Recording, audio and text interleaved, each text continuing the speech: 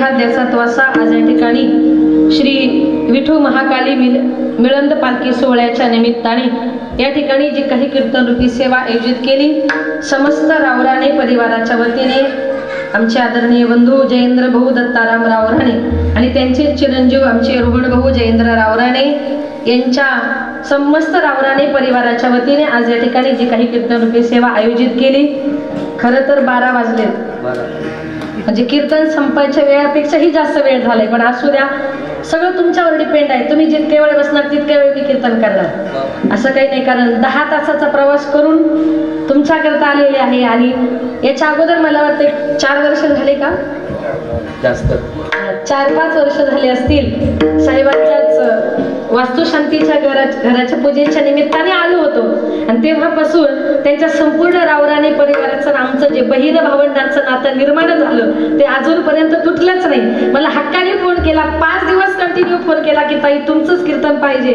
आणि मग डोळ्याचंही कीर्तन कॅन्सल करून इकडे म्हटलं बरेच वर्ष झाले भावांचं दर्शन नाही, भावांची भेट नाही, त्या निमित्ताने आज या ठिकाणी याचा योग आला. असू द्या, जरी 12 वाजले तरी 1 वाजेपर्यंत ठीक आहे का, म्हणजे जास्तीत जास्त नाही पण 1 तासात महाराष्ट्रातला पहिला विक्रम आपण करूया. असो, आज या ठिकाणी गोड असा हा कीर्तनाचा कार्यक्रम या ठिकाणी आयोजित केला. दिवसभर पालखी मिरवणूक वगैरे या ठिकाणी झाली आणि त्या देवी मातेच्या चरणी ही सेवा या ठिकाणी आपल्याला समर्पित करायची. माझे गुरुवर्य आदरणीय हरिभक्तपरायण विठ्ठल महाराज वागचौरे यांच्या गुरुकृपेने माझे वडील कैलासवासी भानुदास महाराज गजे यांच्या पवित्र स्मृतीला अभिवादन करून संत मंडळी, वारकरी मंडळी, महाराज मंडळी, बसलेली तुम्ही सर्व श्रोते मंडळी, सर्वांच्या चरणी एकदा नतमस्तक होऊन माझ्या कीर्तन रूपी सेवेला सुरुवात करते. मस्तक हे पायावरी वारकरी संतांच्या प्रस्तुत प्राप्त प्रसंगी कीर्तन रूपी सेवेकरता निवडलेला अभंग पैठणचे शांतीब्रह्म एकनाथ महाराजांचा 3.5 चरणाचा चौकडीचा सर्वांच्या परिचयाचा गोडाचा अभंग आणि देवी मातेच्या कार्याचं वर्णन करणारा अभंग सेवेकरता निवडला. विठाल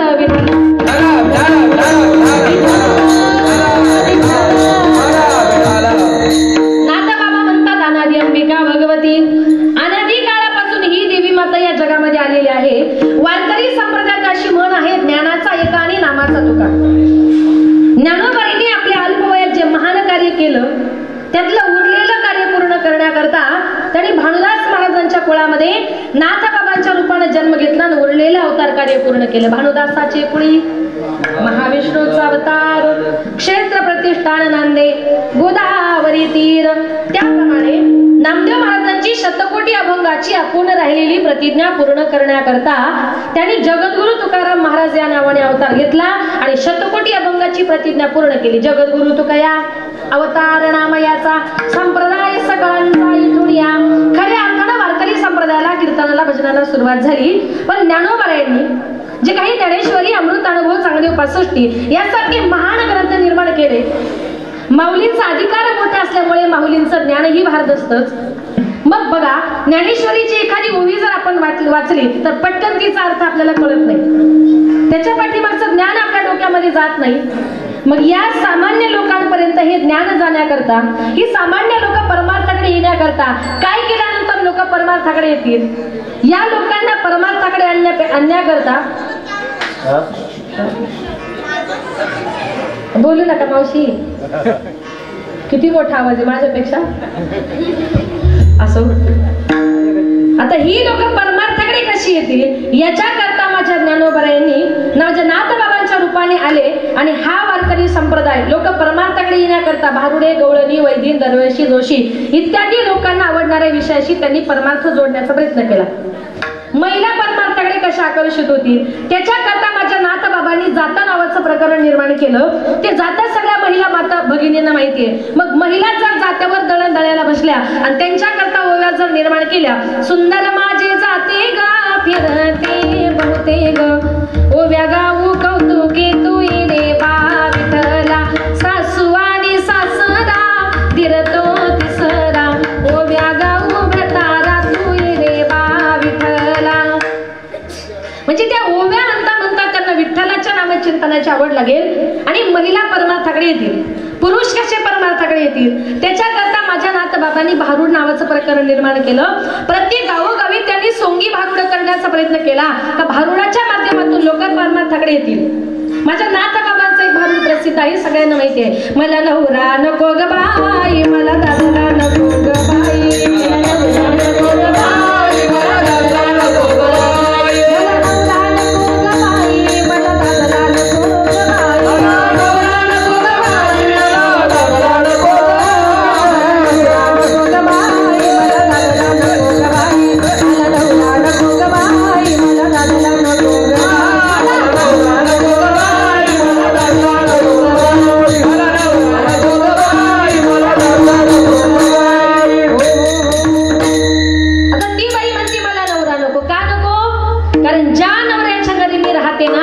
त्या नवऱ्याच्या घरची परिस्थिती फार गरिबीची आहे. कशी आहे? फाटकेच लुगड्यान तुटकीच चोळी, फाटकीच लुगड्यान तुटकीच चोळी, त्याला शिवायला दोरा बिनाई, मला नवरा नको ग बाई, मला नवरा नको ग बाई, मला दादा नको ग बाई, मला नवरा नको ग बाई, मला दादा नको ग बाई, मला नवरा नको ग बाई, मला दादा नको ग बाई. जोंधळ्याची भाकर अंबाड्याची भाजी, जोंधळ्याची भाकर अंबाड्याची भाजी, वर त्याला तेलाची धार बिनाई, मला नवरा नको ग बाई, मला नवरा नको ग बाई, मला दादा नको ग बाई, मला नवरा नको ग बाई, मला दादा नको ग बाई, मला नवरा नको ग बाई, मला दादा नको ग बाई. आता ज्यांनी ही भारूड निर्माण केले ते नाथ बाबा आहेत, आणि ते नाथ बाबा काय म्हणतात नाही, ते एक नवराच म्हणतोय, मला नवरा नको ग बाई. हे कीर्तन महिला मंडळ फक्त ऐकायचंय, नाही तर माझं कीर्तन ऐकून एखाद्याने जर मनावर घेतलंच आणि उद्यापासून सांगितलं मला नवरा नको ग बाई, इथं बसलेल्या सगळ्या पुरुषांना संन्यास घ्यावा लागेल. तो नवरा म्हणजे आपल्या प्रपंचातला खरा नवरा नाही, आपल्या देहामध्ये कामरूपी क्रोधरूपी जो काही नवरा आहे, हा नवरा मला नको. थोडक्यात भारुडाच्या माध्यमातून लोक आमच्या संत महात्म्यांनी परमार्थाकडे आणण्याचा प्रयत्न केला. म्हणून आजच्या या अभंगाचे रूप करून या विश्वाच्या आदिवीस दुसरी तिसरी कोणी नसून भुवैकुंठ पंढरी आहे. मग नाथ बाबा म्हणतात अनादी अंबिका भगवती, अनादी काळापासून ती देवी माता या जगामध्ये आली.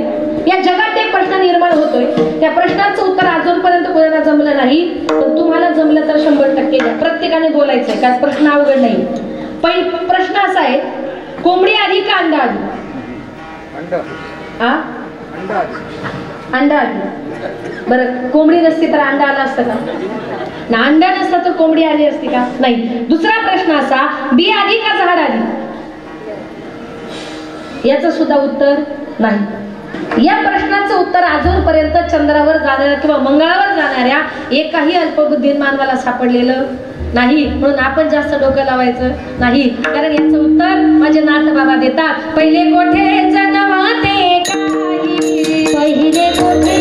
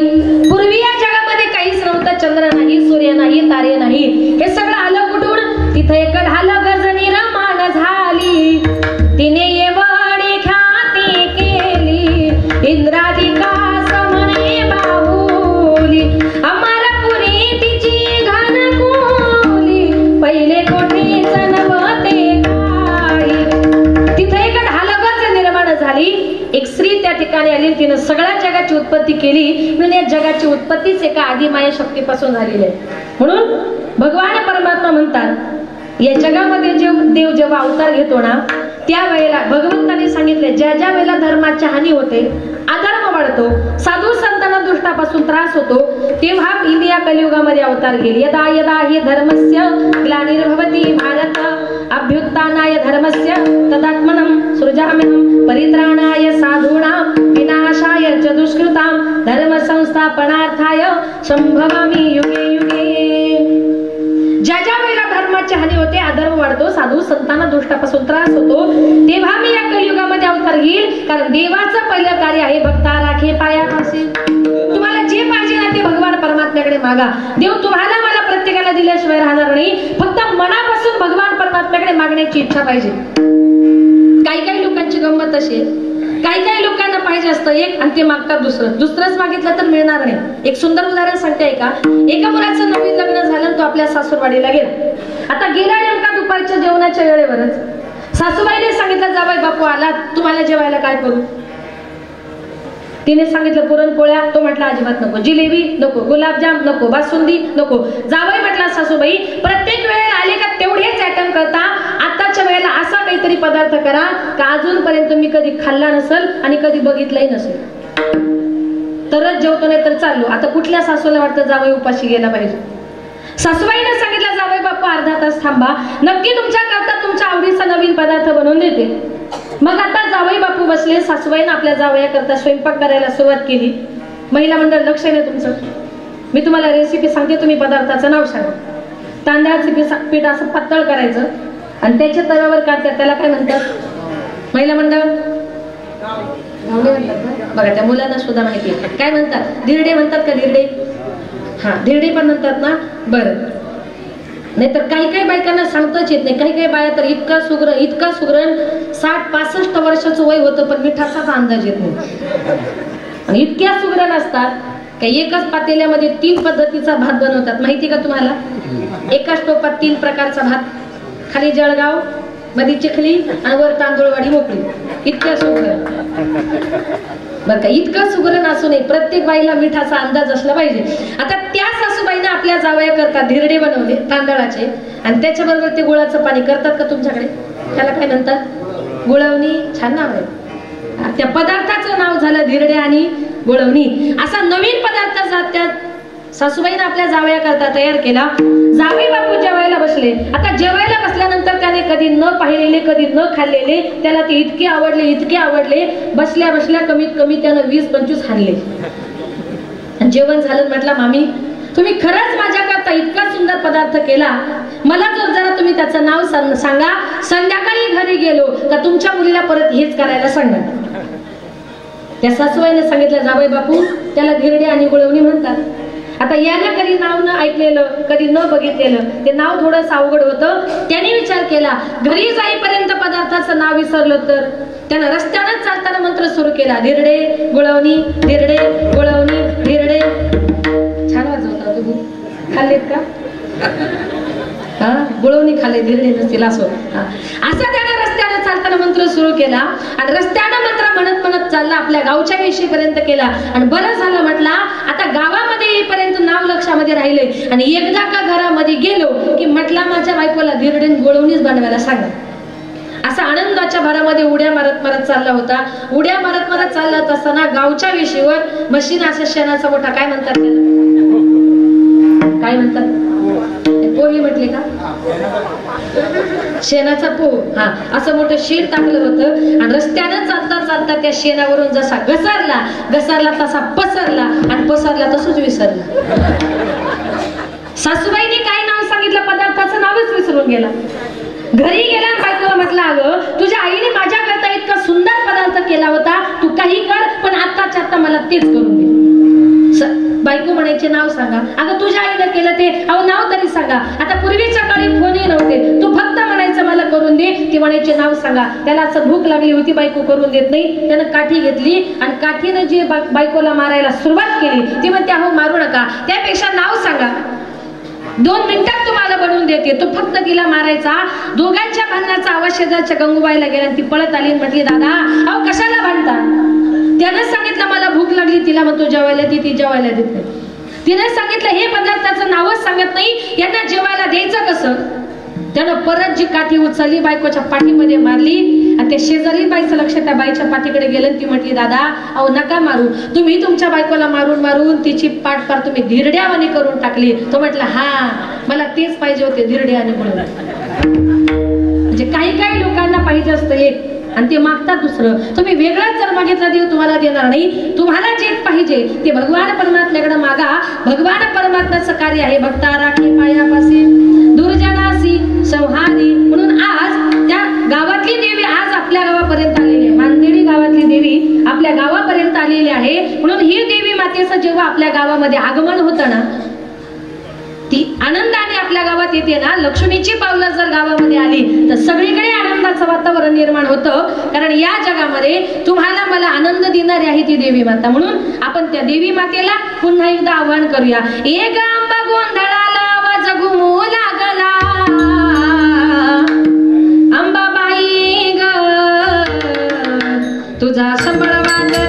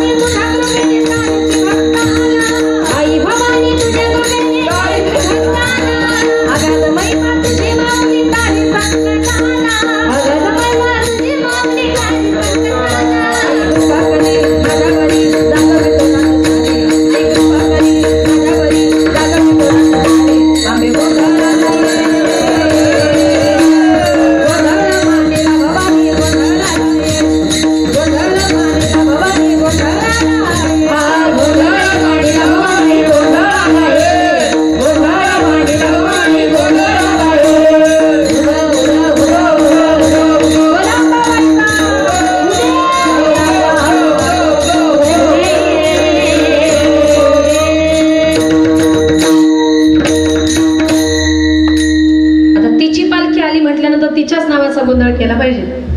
बघा संत महात्मे म्हणतात ज्या वेळेला ती देवी माता या जगामध्ये आली, माझे नाथ बाबा म्हणतात हे देवा तू तुझ्या 9 अवतारातल्या अवतारावरून तू तुझे मूळ रूप बदललीस आणि तू तुझ्या भक्तासमोर एका स्त्री विटी रूपाने आलास, ही स्त्री म्हणजे दुसरी तिसरी कोणी नसून पुंडलिकाने फेकलेल्या विटी रूपी असलेली माझी विठाईच अनादी काळापासून भवानीच्या रूपाने या जगामध्ये प्रगट झाली.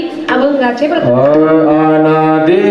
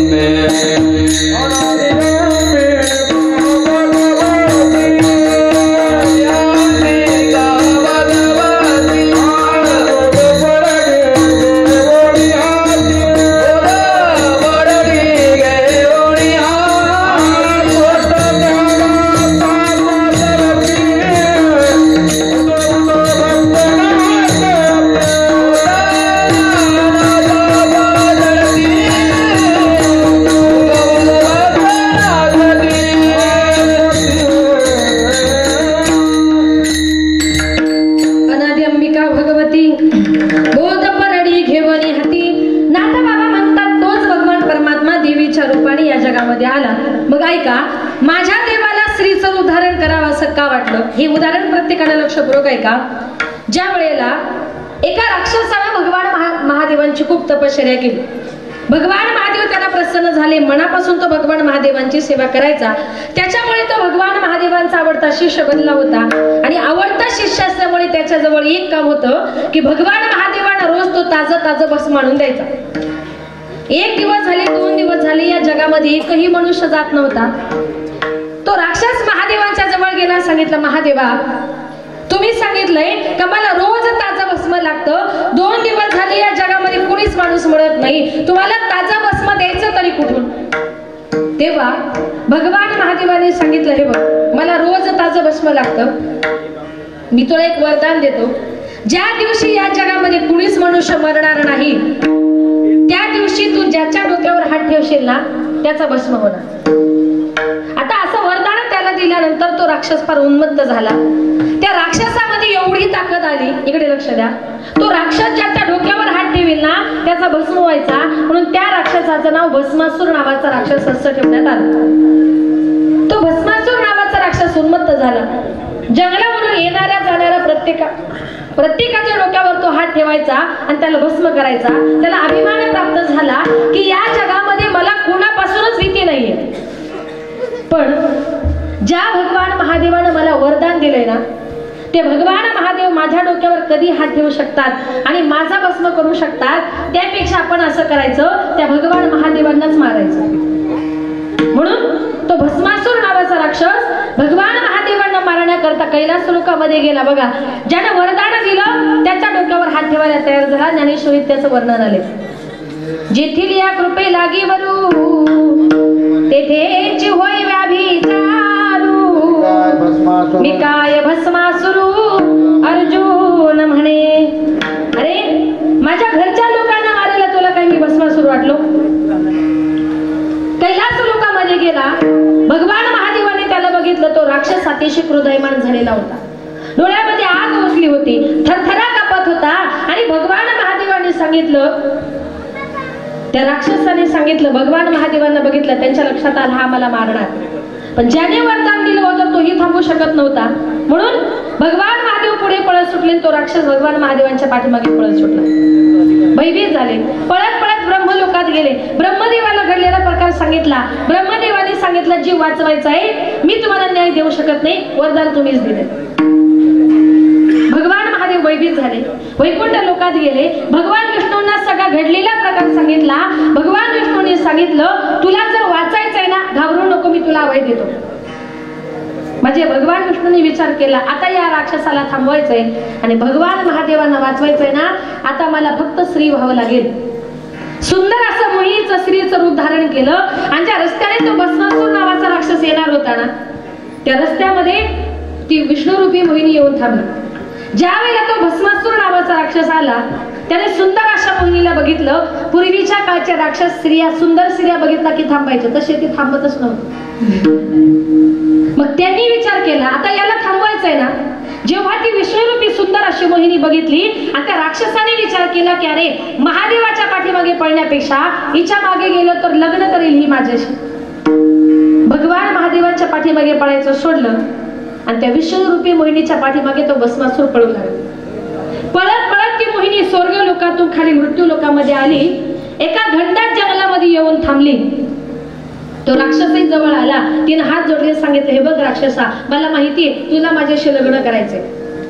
त्याने सांगितलं, बरोबर ओळखलंस.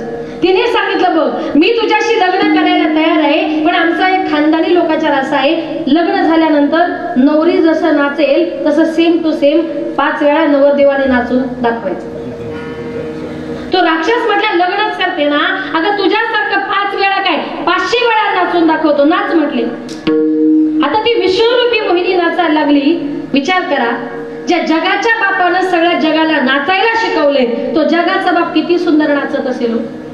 त्याच्या नाचण्याने जंगलातील पशु पक्षी डोलू लागले. स्वर्गीचे सुरवर पाहू येती कौतुक, विमानांची दाटी पुष्पांचा वर्षाव, स्वर्गी हुणी देव करिता ती.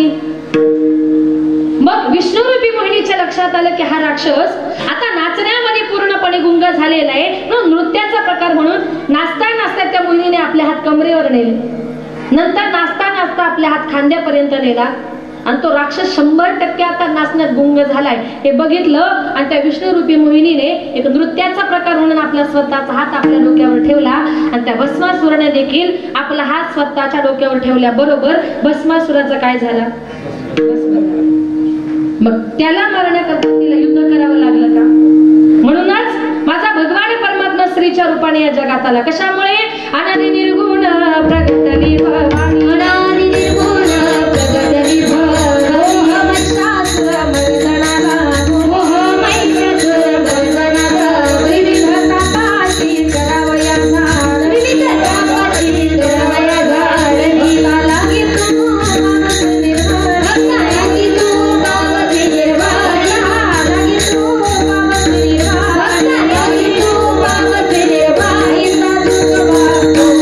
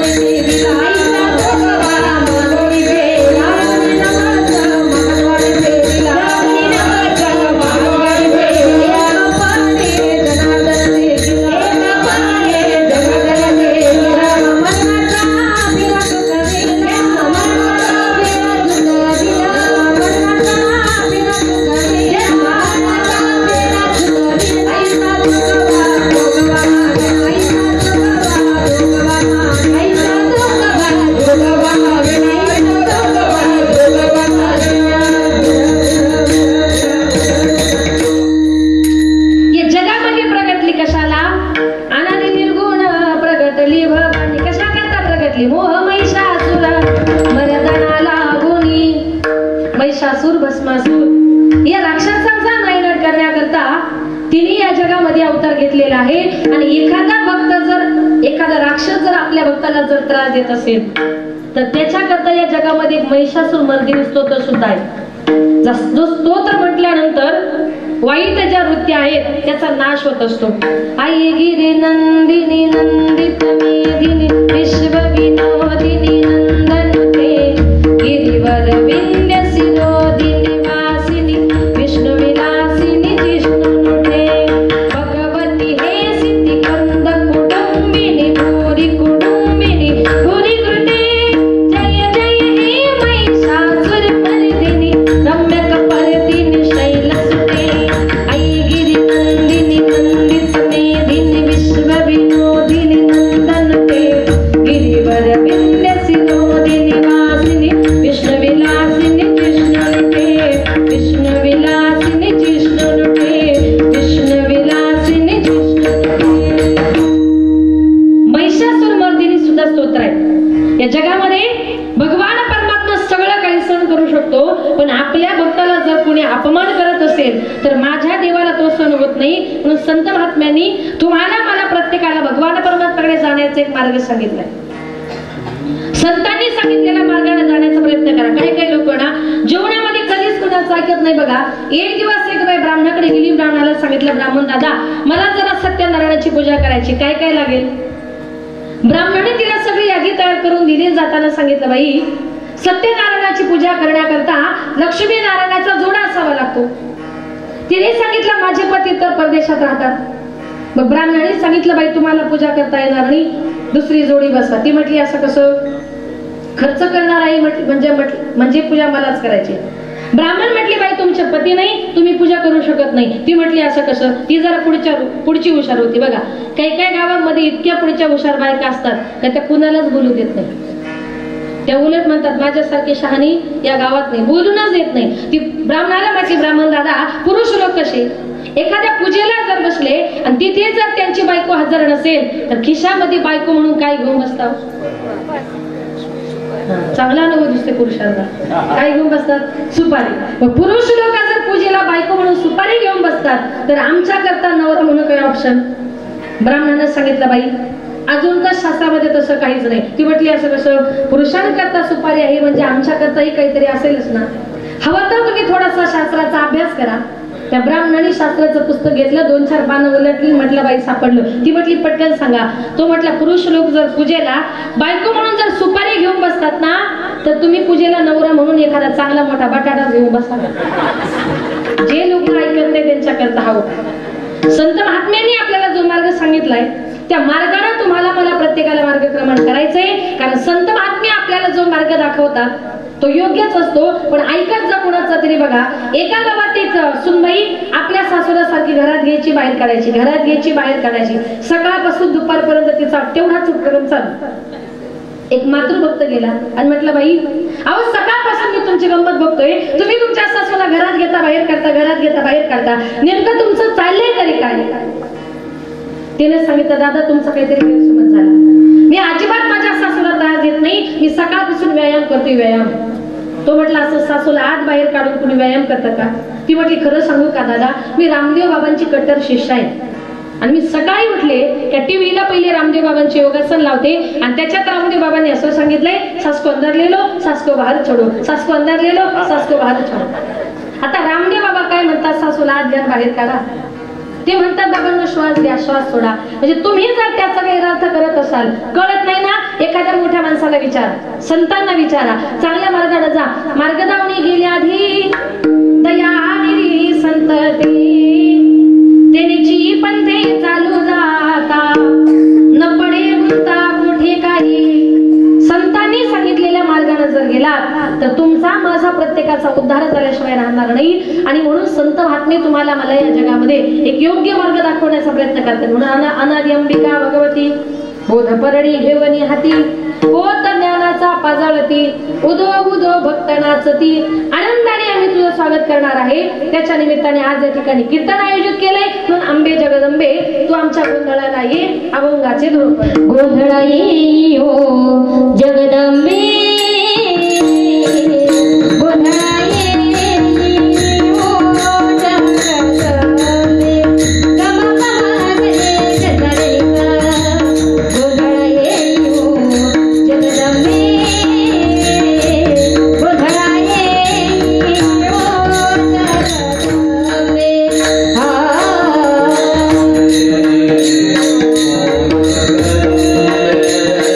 गोंधळा ये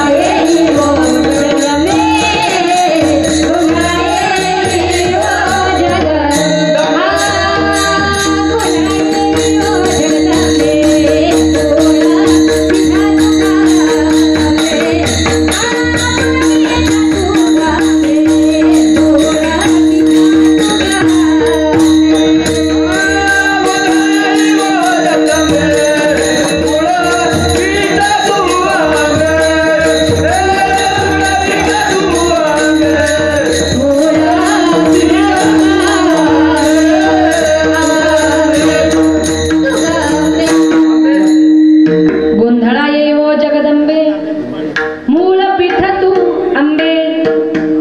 नाथ बाबा म्हणतात आंबे जगदंबे तू आमच्या गोंधळाला ये, कारण तुझ्या नावाचा आज या ठिकाणी खूप मोठा गोंधळ आम्ही आयोजित केला. नव्हे तुझ्या नावाचं आम्ही जागरण सुद्धा करणार आहोत. प्रत्येक माणसाने जीवन जगत असताना जागरण केलं पाहिजे. जागरण करत असताना संसारातलं जागरण वेगळं, परमार्थातलं जागरण वेगळं. ऐका, नवरात्र उत्सवाला, गणपती उत्सवाला की आपण म्हणतो नवरात्र उत्सवात, गणपती उत्सवात माणसाने जागलं पाहिजे. जागलं पाहिजे गोष्ट खरे. कीर्तन संपलं की कार्यकर्ते मंडळी जवळ येतात. ताई तुम्ही म्हटले ना तसं आम्ही पहाटे 3-3, 4-4 वाजेपर्यंत जागतो. म्हटलं जागून तुम्ही करता काय? ते म्हटले लक्षात आलं ना, तुमच्याकडे खेळतात म्हटलं मला नाही ना. काय करतात? रात्रभर पहाटे सकाळपर्यंत उजळेपर्यंत पत्ते खेळतात. त्या जागण्याला अर्थ नाही. प्रपंचातले जागणे म्हणजे परमार्थातले झोपणे होय, आणि परमार्थातले जागणे हेच खऱ्या अर्थाने जागणे आहे. नाथ बाबा म्हणतात प्रत्येकाला जागा कुठपर्यंत? आता जागा रे भाईनो, आता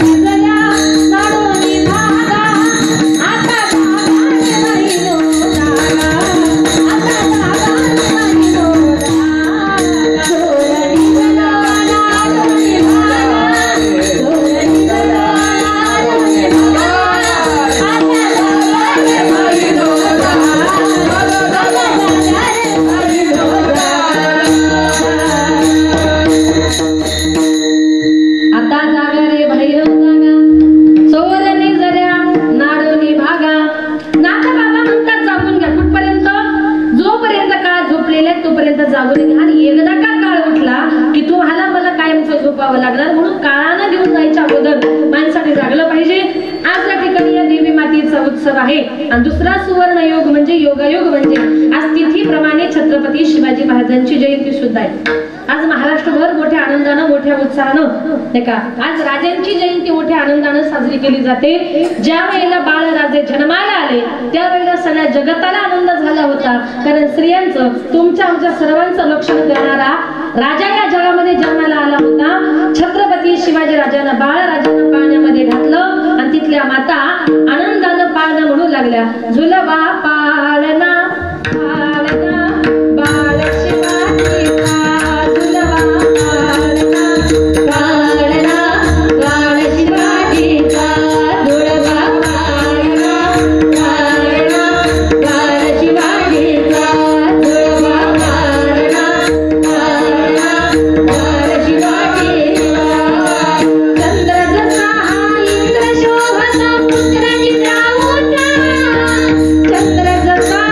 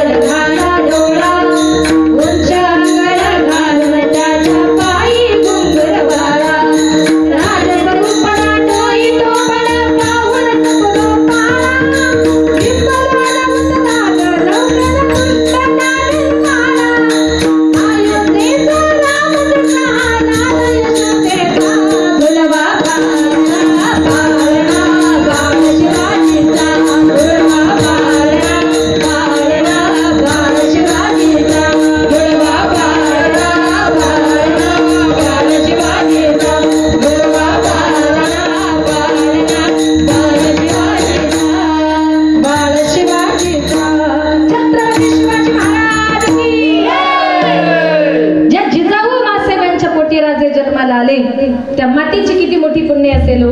माझ्या जिजाऊची पुण्याई कशी आली वखडाला, तो बापाचा बाप वाघ शिवबाजन म्हणला, तो बापाचा बाप वाघ शिवबाजन म्हणला, तो बापाचा बाप वाघ शिवबाजन म्हणला, तो बापाचा बाप वाघ शिवबाजन म्हणला. माझ्या जिजाऊची पुण्याई कशी आली वखडाला, माझ्या जिजाऊची पुण्याई कशी आली वखडाला, तो बापाचा बाप वाघ शिवबाजन म्हणला, तो बापाचा बाप वाघ शिवबाजन म्हणला, तो बापाचा बाप वाघ शिवबाजन म्हणला, तो बापाचा बाप वाघ शिवबाजन म्हणला. घेतली तलवार केला बुरकांचा संहार, हाती घेतली तलवार केला बुरकांचा संहार. त्या अफजलाचा कोटाळा त्यानं काढीला बाहेर, त्या अफजलाचा कोटाळा त्यानं काढीला बाहेर. प्रतापगडाच्या बायकाची आहे कबर साक्षीला, प्रतापगडाच्या बायकाची आहे कबर साक्षीला, तो बापाचा बाप वाघ शिवबाजन म्हणला, तो बापाचा बाप वाघ शिवबाजन म्हणला, तो बापाचा बाप वाघ शिवबाजन म्हणला, तो बापाचा बाप वाघ शिवबाजन म्हणला, वाघ शिवबाजन म्हणला, वाघ शिवबाजन म्हणला. छत्रपती शिवाजी महाराज की जय भवानी. त्या जिजाऊ मासाहेबांना जो पुत्र जन्माला घातला तर तुमच्यासारख्या आमच्यासारख्या सगळ्या आया बहिणींचं रक्षण केलं. त्या मासाहेबांची पुण्य किती मोठी असेल नाही का. म्हणून ज्या भवानी मातेने माझ्या छत्रपती शिवाजीराजांनी भवानीतून तलवार दिली आणि त्या तलवारीच्या आशीर्वादावर माझ्या छत्रपती शिवाजीराजांनी उभा महाराष्ट्र जिंकला. त्याच मातेचा उत्सव आज आपण या ठिकाणी आनंदाने साजरा करत आहोत. म्हणून नाथ बाबा म्हणतात गोंधळा येवो जगदंबे मूळ पीठ तू आंबे नाही का. मग काही साधकाने नाथ महाराजांना प्रश्न केला, नाथ महाराज तुम्ही आम्हाला त्या देवी मातेचं चिंतन करण्याचा आग्रह करताय, तिच्या नावाचा गोंधळ करण्याचा आग्रह करताय, तुम्ही तरी तिच्या नावाचा गोंधळ केला का. तर संत महात्मे सांगतात आम्ही सगळ्या संतांनी तिच्या नावाचा गोंधळ केला. आम्ही संतांचं काय पण जे मोठे मोठे ऋषीमुनी होऊन गेले, ज्यांनी हजारो वर्ष डोंगर दऱ्यामध्ये तपश्चर्या केली, त्या ऋषींनी देखील तिच्या नावाचा गोंधळ घातला. कुणी कुणी घातला अभंगाचे दुसरे चरण. व्यास वशिष्ठ शुक गोंधळे, व्यास वशिष्ठ शुक गोंधळे,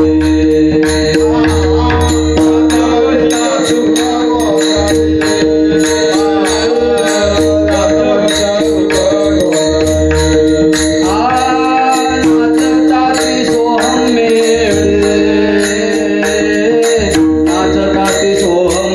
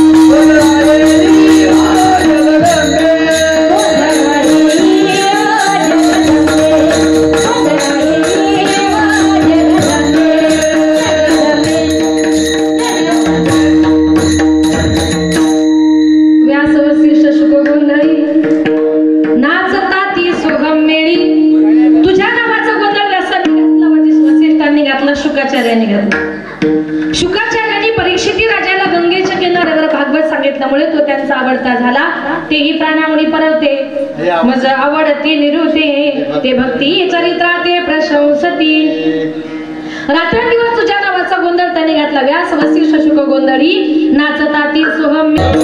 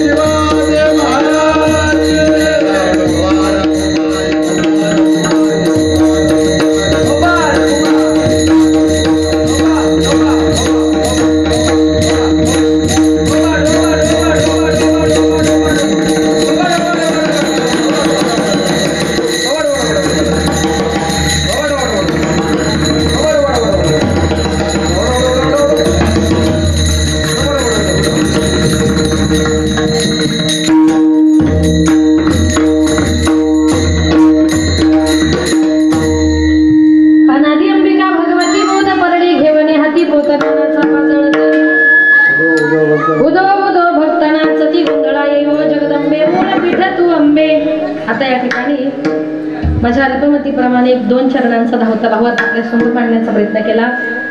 कार्यक्रमाची वेळ ही संपली, 1 वाजला. आता कॅपॅसिटी नाही राहिली, बस ना. कारण थोड्यातच आपण आता गोड करूया आज या ठिकाणी.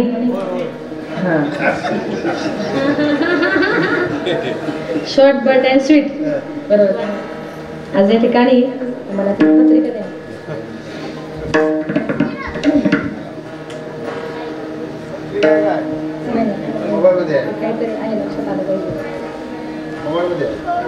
श्री विठू महाकाली मिळंद पालखी सोहळ्याच्या निमित्ताने आज विठू महाकालीची पालखी मिळंद गावातून आपल्या गावात इथे आलेली आहे आणि त्या निमित्ताने समस्त रावराणे परिवाराच्या वतीने आज या ठिकाणी जी काही कीर्तनरूपी सेवा आयोजित केली, ज्यांनी हा कीर्तनाचा कार्यक्रम आयोजित केला ते आदरणीय आमचे बंधू आदरणीय जयेंद्र भाऊ दत्ताराम रावराणे यांच्या संपर्काच्या माध्यमातून आज या ठिकाणी येण्याचा योग आला.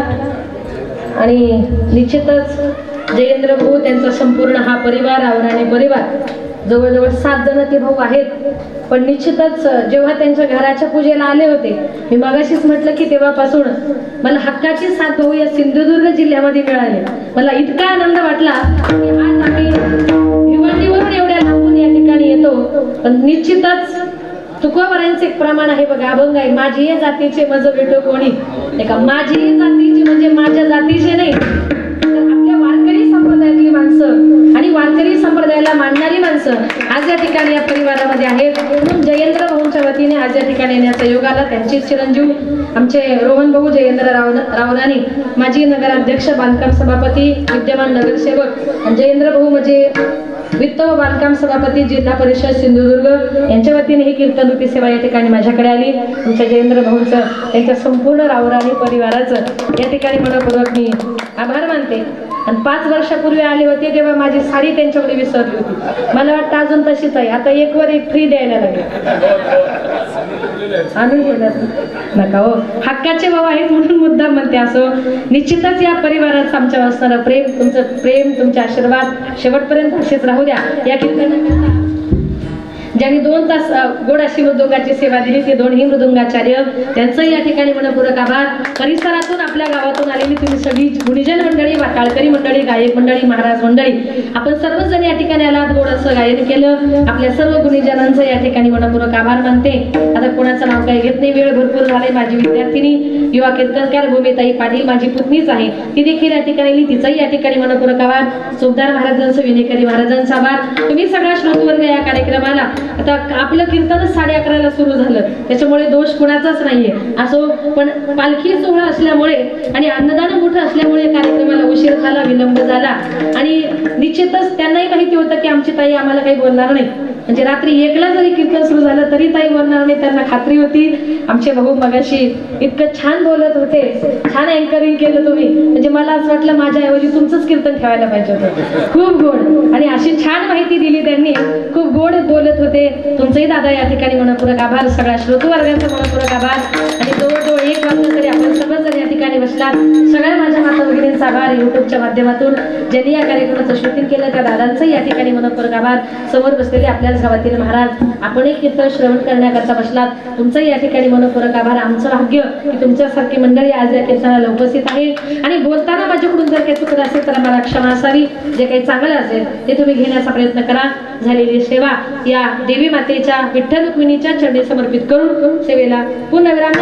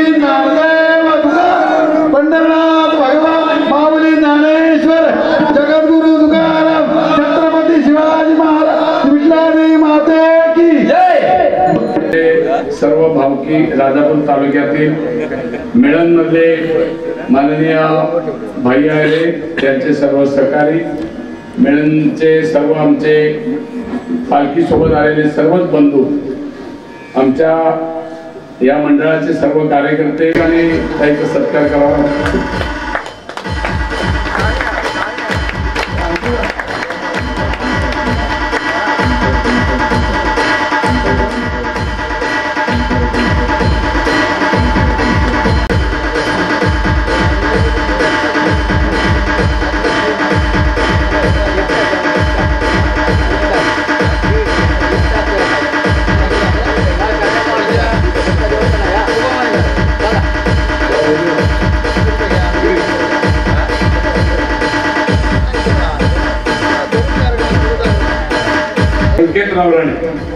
ही अतिशय आमच्या वाडीतील एक चमकता हिरा आहे.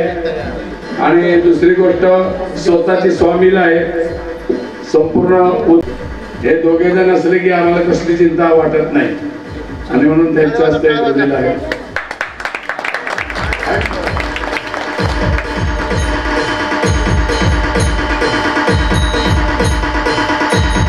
वारकरी मंडळीचा सत्कार करायचा आहे.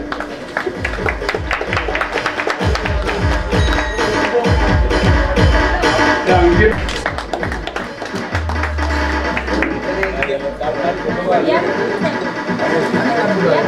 या